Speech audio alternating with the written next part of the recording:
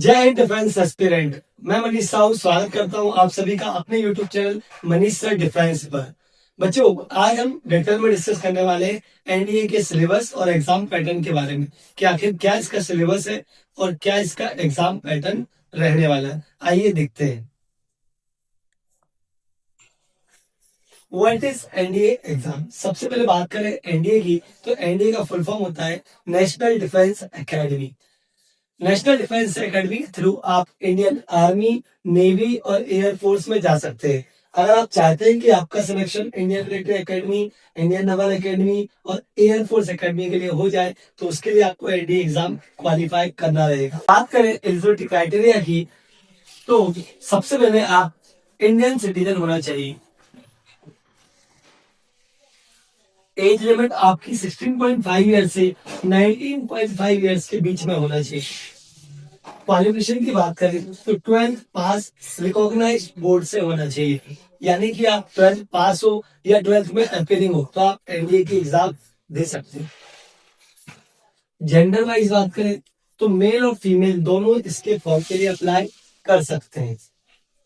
तो ये थी एलिजिबिलिटी क्राइटेरिया जिनका आपको ध्यान रखना है, और फिर उसके बाद फॉर्म फिलअप करना है जो कि दिसंबर में फिल हो रहे हैं, और इसकी एग्जाम रहने वाली है 12 अप्रैल 2026।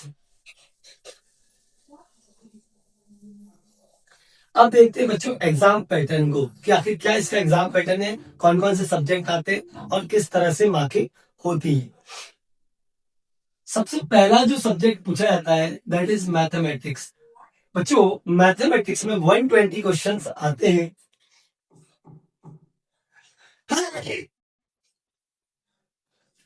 120 और पर क्वेश्चन 2.5 मार्क्स मिलते हैं, यानी कि 300 मार्क्स का रहता है। इसका टाइमिंग की बात करें तो 2.5 आवर्स में ये पेपर कंडक्ट होता है। अब सेकंड पेपर है जनरल एबिलिटी टेस्ट, जिसमें 150 क्वेश्चंस आते हैं। पर क्वेश्चन 4 मार्क्स आपको दिए जाते हैं। इस तरह से 600 मार्क्स का रहता है, और ये भी 2.5 आवर्स में देना होता है। इस तरह से दो पेपर होते हैं, पहला मैथ्स है, दूसरा गेट है जनरल एबिलिटी टेस्ट। तो मैथ्स के मार्क्स 300 हो गए और गेट के मार्क्स 600 हो गए। इस तरह से कुल मिलाकर 900 मार्क्स हो गए। ठीक है बच्चों, अब बात करते हैं नेगेटिव मार्किंग की। भाई ऐसा नहीं कि नेगेटिव मार्किंग नहीं है, नेगेटिव मार्किंग है। कितने की नेगेटिव मार्किंग है देख लेते एक बार। बच्चों, नेगेटिव मार्किंग 1/3 की है। अगर आप मैथ्स में एक क्वेश्चन गलत करते हैं तो आपकी 2.5 into 1/3 that is minus 0.833 marks cut कर लिए जाएंगे। गेट की बात करें तो गेट में एक क्वेश्चन 4 मार्क्स का होता है, इसका 1/3 यानी कि माइनस 1.33 मार्क्स कट कर लिए जाएंगे। तो ये था आपका एग्जाम पैटर्न कि इस तरह से दो पेपर होते हैं। 2.5 आवर्स में दोनों कंडक्ट होते हैं। टोटल 900 मार्क्स का होता है और नेगेटिव मार्किंग 1/3 की रहने वाली है। क्लियर? चलो आगे बढ़ते हैं। अब बात करते हैं मैथ्स के अंदर कौन कौन से टॉपिक पूछे जाते हैं। मैथ्स के अंदर दोस्तों अलजेब्रा पूछा जाता है, quadratic equation, progression, matrices, determinant, complex number, ये सारी चीजें इसके अंदर आती है।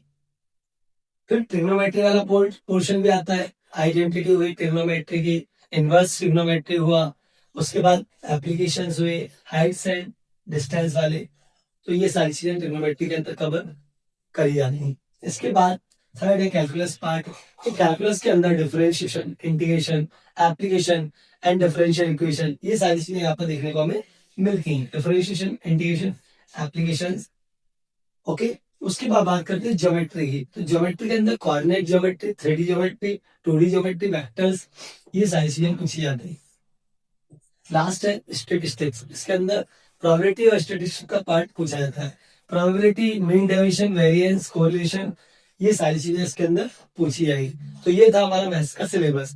डिटेल में इसको डिस्कस करने के लिए बिल्कुल फुल सिलेबस ऑफ मैथमेटिक्स हम क्या करने वाले, एक वीडियो और आपको प्रोवाइड करेंगे। बिल्कुल देखना बच्चों, उसमें पूरा मैथ्स का डिटेल वर्जन में आपको पूरा डिटेल में समझाऊंगा कैसा क्या रहने वाला है।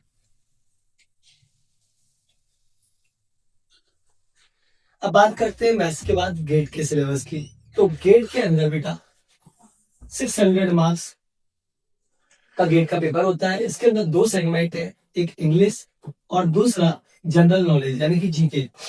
तो इंग्लिश और जीके दोनों मिलाकर 600 मार्क्स के पूछे जाते हैं, जिसमें से 200 मार्क्स का तो इंग्लिश रहने वाला है और 400 मार्क्स का जनरल नॉलेज। इंग्लिश में क्या क्या पूछा जाता है 200 मार्क्स में, देखते हैं।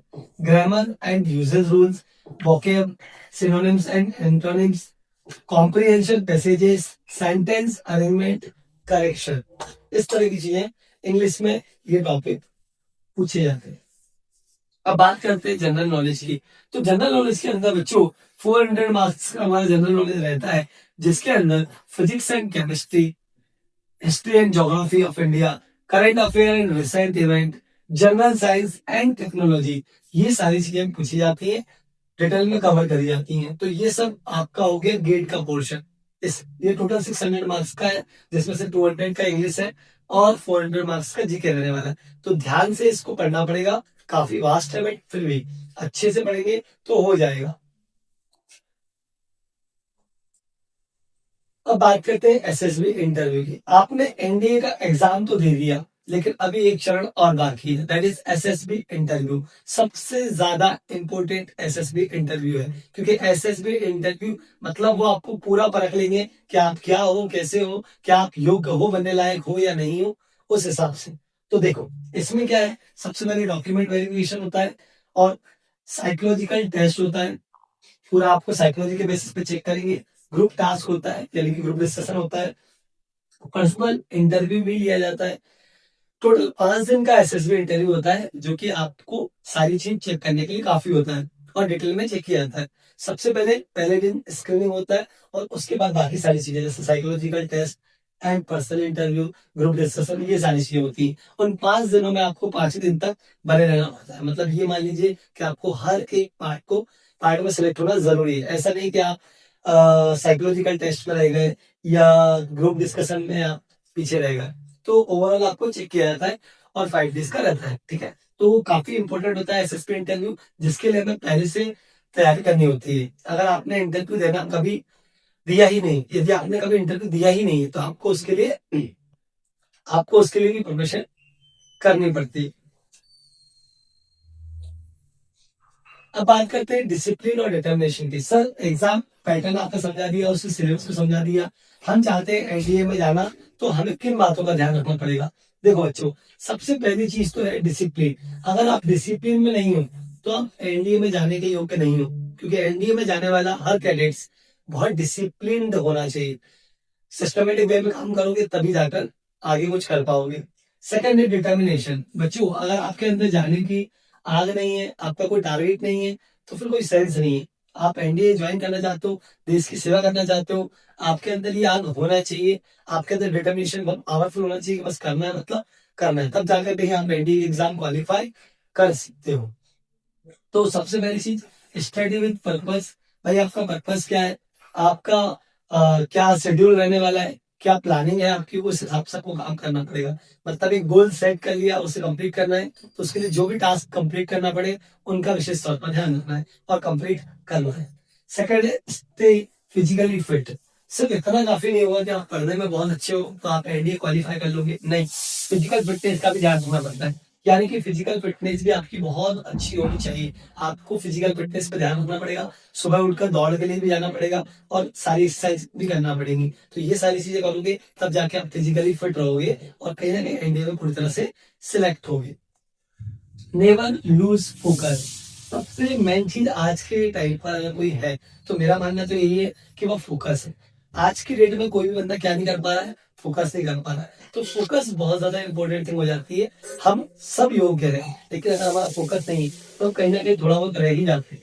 तो आपको क्या करना है, आपने एनडीए का फॉर्म भर दिया, अब सारा फोकस एनडीए के एग्जाम पर, सारा फोकस फिजिकल फिटनेस पे, सारा फोकस कि बस अब तो एनडीए में जाना ही है, सारा ध्यान उधर ही और देश की सेवा करना है। तो जब आपके लक्ष्य क्लियर होंगे दोस्तों, तो आप आराम से एग्जाम क्लियर कर लो। तो ये था एग्जाम सिलेबस और उसका पैटर्न। आई होप आप सभी को बढ़िया से समझ में आया होगा। इसके बाद बच्चों मैं आपकी डिटेल में वीडियो देने वाला हूँ मैथमेटिक्स के सिलेबस के बारे में। एक एक टॉपिक में आपको बताने वाला हूँ क्या क्या वो पूछता है, कैसे कैसे क्या स्ट्रेटेजी रहने वाली है, क्या हम बेटर कर सकते हैं उसमें। ये सारी चीजें मैं आपको डिटेल में डिस्कस करने वाले हैं। तो मिलते हैं अगले वीडियो में। जय हिंद, जय भारत।